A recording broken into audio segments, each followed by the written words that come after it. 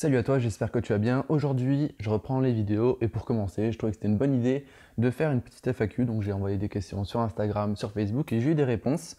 Donc je les ai quasiment toutes prises, sauf les questions qui étaient un petit peu rigolotes, on va dire, qu'il n'y avait pas forcément d'intérêt à mettre sur la chaîne ni sur cette vidéo en fait. Donc voilà, donc je vais même pas compter, j'ai une quinzaine de questions et je vais essayer d'y répondre le plus clairement possible. Donc il y a des questions personnelles, il y a des questions aussi de conseils de développement personnel. Et ça, je trouve ça cool parce qu'il y a les deux mélangés. Et ça, c'est super intéressant parce que je vais pouvoir apporter mon côté du changement et les conseils que je peux donner des fois à mes clients ou même dans mes programmes. Alors la première question que j'ai pu avoir, c'est: as-tu lu beaucoup de livres sur l'intelligence émotionnelle? Si oui, lesquels? Alors non, j'ai pas lu de livres sur l'intelligence émotionnelle. C'est pas quelque chose sur lequel je me suis encore intéressé, malgré le fait que je travaille sur la gestion des émotions avec des clients et aussi en conférence et dans mes programmes, mais c'est pas quelque chose que je me suis centré dessus, je me suis pas spécialisé dessus. Cette année, en fait, je me suis beaucoup formé sur l'hypnose, sur la PNL et sur le coaching, en fait, des outils en plus en coaching que je peux utiliser. Donc, je peux pas tout apprendre d'un coup et j'ai pas encore appris, j'ai pas développé mon expertise sur l'intelligence émotionnelle. Donc, si vous avez des livres d'intelligence émotionnelle que vous recommandez, ben, allez-y, moi ça avec grand plaisir. J'aime beaucoup lire les livres qu'on m'a conseillés. Alors la deuxième question que j'ai pu avoir, c'était: j'aimerais savoir si tu es passionné de psychologie humaine. Alors oui, bien entendu, je suis passionné de psychologie humaine parce que c'est un peu dans le domaine dans lequel je travaille. C'est quelque chose qui me passionne beaucoup. J'aime bien me renseigner sur la façon dont les gens se comportent en groupe. Donc là, c'est la psychologie sociale, comportement dans un groupe, comment les gens réagissent en fonction des interactions, etc. Comment se sentir dans un groupe pour s'imposer ou pour même se sentir en confiance dans un groupe et réussir à véhiculer des messages qu'on veut transmettre sans forcément en fait dépendre du groupe. C'est-à-dire que l'homme, c'est un animal qui est très sociable et il va toujours vouloir s'adapter au groupe pour être accepté. Ok, mais il faut quand même savoir se respecter et être authentique. Et donc ça, c'est quelque chose qui m'intéresse. Comment bien réussir à être authentique et à être soi-même dans un groupe. J'aime aussi la psychologie cognitive, donc là c'est tout ce qui est la neuropsychologie, donc en lien avec les neurosciences. Donc forcément il y a la PNL dedans, quelque chose que j'ai beaucoup étudié cette année pardon. Et donc oui, comment on peut reprogrammer notre cerveau pour changer des schémas limitants, des croyances limitantes, se créer des habitudes, se mettre dans un état donné, etc. Donc oui, c'est quelque chose qui me passionne beaucoup. Alors ensuite j'ai une question qui me dit: comment on se sent quand on décide de tout plaquer pour aller vraiment vivre sa vie? Écoute, c'est stressant, ça fait peur, mais c'est la plus belle chose que j'ai jamais pu faire de ma vie. C'est d'avoir dit ciao ciao mon patron, malgré tous les risques qui s'en suivaient. C'est-à-dire que j'ai été radié du secteur dans lequel j'ai fait 3 ans d'études, donc je pouvais plus trouver un métier là-dedans. Et donc forcément, ça fait peur, c'est plein de doutes. C'est: est-ce que je vais y arriver? Est-ce que les gens vont apprécier? Est-ce que mes clients vont être contents? Et est-ce que je vais réussir à bien en vivre? Enfin, un tas de questions comme ça qui tournent dans la tête, qui tournent. Donc ça fait très peur. Mais waouh, ce qui est le plus beau finalement, c'est de se dire: j'ai pris une décision pour moi, j'ai écouté mon cœur, j'ai écouté mes intentions, mes rêves, etc. Et je vais droit vers mes rêves et je parcours ce chemin, qu'il soit difficile ou pas, je fonce. Et c'est ça le plus gratifiant. Donc globalement, si je dirais comment on se sent, ben, c'est fier de soi et heureux et ouais, en plein état de bonheur, plus que la peur, d'accord. On passe toujours par un stade de peur, mais elle est toujours rattrapée par la finalité de la chose, ce qu'on recherche en soi, donc la quête du bonheur. J'ai une autre question qui me dit: qu'est-ce qui t'a poussé à tout plaquer? Je vois que ça a quand même marqué ce challenge tout plaquer pour que j'avais fait. J'ai eu plein de retours positifs, des gens qui m'ont dit que c'était énorme. C'est une expression que vous utilisez maintenant un petit peu. Et qu'est-ce qui m'a poussé à tout plaquer? Bah, ça a surtout été le fait de me chercher au début, de me dire: qu'est-ce que je veux faire de ma vie? Est-ce que je veux grimper les échelons? Donc je me suis dit: je vais étudier ça. Et je me dis: ben non, c'est pas ce que je veux faire. Après, je me suis dit: j'ai envie d'entreprendre, donc je me suis mis à inventer des technologies, etc. J'ai vu que ça avait déjà été breveté. J'ai dit: ben écoute, fais pas ça, parce que en fait, j'ai pas envie d'avoir une entreprise avec des produits, des centaines d'employés. Enfin, et après, j'ai trouvé ma voie en fait, qui a été le coaching. Et au fur et à mesure que j'ai avancé en fait dans cette voie-là, dans cette découverte de cette voie-là, dans la recherche du développement personnel, de psychologie humaine, etc., etc., je me suis rendu compte qu'il y avait un grand désalignement entre le métier que j'exerçais, donc dans l'aéronautique et le spatial, et ce que je voulais faire. Il y avait un grand gouffre qui se creusait entre la façon d'être en tant qu'employé dans ce type de société et la vie d'entrepreneur, d'infopreneur. Et là, quand le gouffre a été vraiment trop immense et que j'ai commencé à faire un burn-out, là je me suis dit: stop, il faut que tu arrêtes. Et c'est surtout ça qui m'a poussé à tout plaquer pour. C'est ma santé, ce que veut mon cœur et ce que moi je veux au plus profond de moi-même. Donc voilà. Une autre question qui me demande comment faire pour être dynamique au quotidien, concentré sur ses objectifs, sentir le feu brûler à l'intérieur, comme une urgence de réaliser ce que l'on s'est fixé. Alors là, c'est primordial et je remarque qu'il n'y a pas beaucoup de gens qui le font, c'est vraiment se faire des objectifs les plus précis possibles, limite écrire un paragraphe pour détailler l'objectif et l'écrire au présent pour faire ressentir les émotions, faire des recherches dessus. Regarde quand tu organises tes vacances par exemple, tu vas sur des sites, tu cherches le logement, les activités, tu as une excitation qui est en toi et il y a tellement de gens qui préparent plus leurs vacances que leur propre vie. Et moi je t'invite à faire ça vraiment, de te focaliser sur la préparation de ta propre vie. Et là tu vas commencer à créer une excitation interne, donc un petit peu ce feu qui brûle. Après il faut l'entretenir ce feu. Et le meilleur moyen de l'entretenir c'est de te faire un tableau de rêve avec tous tes rêves. Donc moi j'ai un grand tableau de rêve où j'ai une partie avec mes rêves écrits, écrit imagé, donc j'ai mis des images, donc j'ai recherché sur internet ou dans des magazines des choses qui m'inspiraient en lien avec mes objectifs. Donc j'ai collé tout ça, j'ai mis des phrases inspirantes, des citations, et de l'autre côté j'ai mon tableau de victoire. D'accord, vraiment à côté, ce que je veux et ce que j'ai réussi à faire. Et donc je switch entre les deux et ça donne de l'inspiration. Et tous les matins, moi ce que je te conseille de faire, c'est de faire ton sport devant ce tableau de vision. Ou alors même si tu fais ton sport dans une salle ou autre part, tu te lèves et tu te sautilles juste devant ton tableau, tu fais des sauts et tu dis je suis capable, je peux le faire, ça c'est à moi, ceci m'appartient, etc. Des petits mantras comme ça que tu peux faire pour entretenir ton feu, pour aller vers ces objectifs-là. D'accord? Et sache que la première heure de ta journée, ressemblera à toutes les prochaines. Donc si tu te lèves et que tu te motives à fond devant tes objectifs et que tu te dis je peux le faire, je suis capable d'y arriver et que tu fais ça en dynamisant, donc en faisant du sport, moi ce que je te conseille c'est un trampoline. Tu prends un trampoline, ça fait vachement circuler les énergies et tu regardes ton tableau et tu fais tes mantras devant. Et ça aide. Ensuite, il y a des techniques de PNL qui te permettent de prendre conscience du plaisir vers lequel tu vas, mais aussi de prendre conscience de la douleur que tu cherches à fuir. Et quand tu prends vraiment conscience de ça au plus profond de toi-même, tu te dis mais j'ai pas le choix, il faut que j'avance, il faut que je fasse, il faut que je traverse toutes les épreuves pour réussir ma vie ou réussir à entreprendre, etc. Enfin, ce que tu veux. Après, tu peux te poser des deadlines aussi. Tu peux dire je fais ça avant cette date-là. Sinon, et tu peux te donner un gage qui te fera sortir de ta zone de confort ou tu peux t'engager envers tes proches pour te dire voilà, à cette date-là, j'aurai fini mon livre, j'aurai fini ma page de vente, enfin ce que tu veux, mon dropshipping, etc. Mais c'est super important de se motiver tous les jours parce que forcément au début on est tout excité mais ça s'atténue.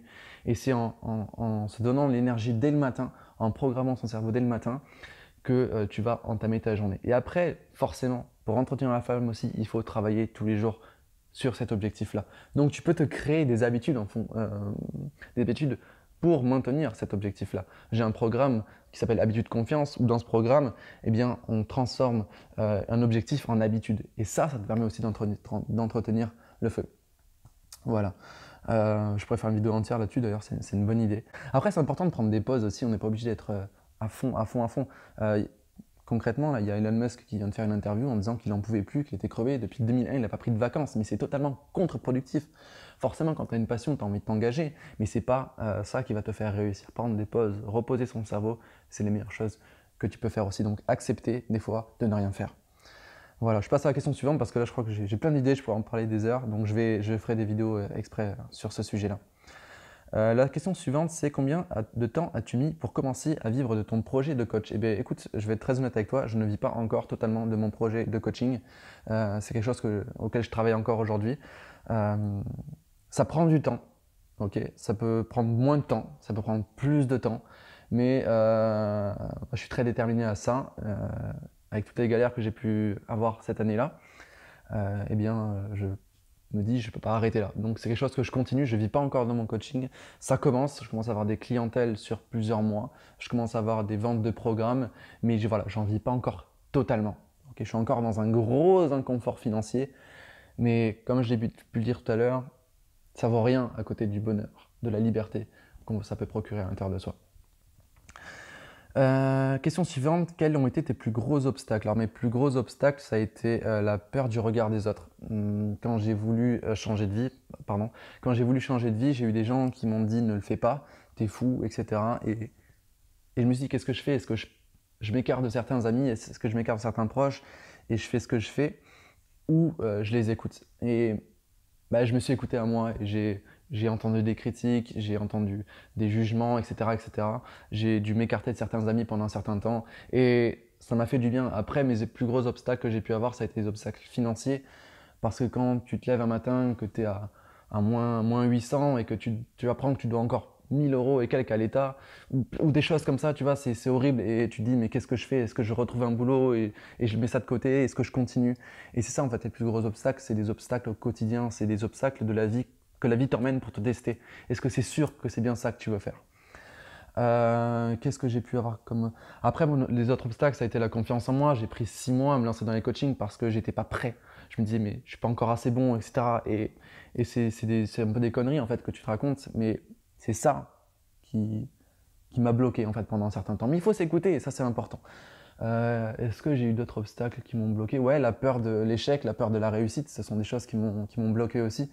Alors ça peut paraître bizarre de dire peur de la réussite, mais comme j'ai été quelqu'un qui s'est toujours senti incapable, quelqu'un qui s'est toujours senti, comment dire, que j'avais pas le droit au succès, à la réussite, au bonheur, c'était mon conditionnement, et bien j'avais peur en fait d'y accéder en me disant mais qu'est-ce que ça va me faire? Est-ce que j'aurai le droit? Est-ce que je vais le mériter? Etc. Donc ce sont des blocages que j'ai eus qui ont été assez difficiles à traverser. Après voilà, j'ai encore des blocages et on en a tous et c'est le travail d'une vie, mais le bonheur c'est pas la destination, c'est le chemin. C'est de savoir que tous les jours on travaille sur soi. Et ça c'est ce que je te conseille le plus de faire. Toujours, toujours, toujours travailler sur toi. Ensuite la question que j'ai pu avoir ça a été des conseils à donner pour y aller progressivement, un rituel matinal ou journalier. En fait, ça rejoint un petit peu la question que j'ai pu faire tout à l'heure, donc pour se mettre en condition dans la journée. Moi, ce que je fais aussi le matin, c'est que bon, voilà, je me lève, je fais mon sport, je fais un peu de lecture, des affirmations, je regarde mes objectifs, mais je vais aussi me voir dans le miroir et je me dis des belles choses et je me dis aussi tu vas passer une journée extraordinaire. Et ça joue énormément et ça te donne une directive à ton cerveau, à ton subconscient de dire ok, attrape tout ce qui est extraordinaire dans ta journée et focalise-toi sur ce qui est extraordinaire et pas sur ce qui est difficile. Et ça m'est déjà arrivé en faisant ça de passer des journées atroces. Mais comme je m'étais dit le matin, je vais passer une journée extraordinaire, il se passait toujours quelque chose de précieux et je portais mon attention plus sur ça, plus que sur les choses qui ont été douloureuses en fait. Et ça, pour moi, c'est un des meilleurs conditionnements que tu peux faire le matin pour t'aider à avancer dans tes projets. Après, voilà, en routine, fais ce que tu veux. Qu'est-ce qui te fait du bien le matin? Il vaut mieux se lever un quart d'heure ou une demi-heure ou 1 heure plus tôt le matin avant d'aller au travail ou avant de te lancer dans tes projets et de faire les choses qui te font du bien. Moi, j'aime bien méditer, j'aime bien faire du yoga, j'aime bien faire mon sport, j'aime bien écrire, j'aime bien lire. Et c'est ça qu'il faut que tu fasses le matin. Parce que comme j'ai dit tout à l'heure, la première heure de ta journée détermine tout le reste de ta journée. Donc si tu fais des choses qui te font du bien, qui t'apportent de l'énergie, du positivisme, de ce que tu veux, fais-le. Après, il n'y a pas de règle, fais vraiment ce que tu veux. Question suivante, qu'est-ce qui a été pour toi un levier pour passer à la vitesse supérieure et à la prochaine étape? Ça a été la douleur que je voulais arrêter de vivre. Donc cette humiliation perpétuelle de me comparer aux autres, de me retrouver mal devant quelqu'un, de me dire que j'allais pas réussir. Donc ça a vraiment été pour moi un levier. J'ai utilisé la douleur que j'ai pu vivre, que je vivais au quotidien pour me dire je veux plus vivre ça.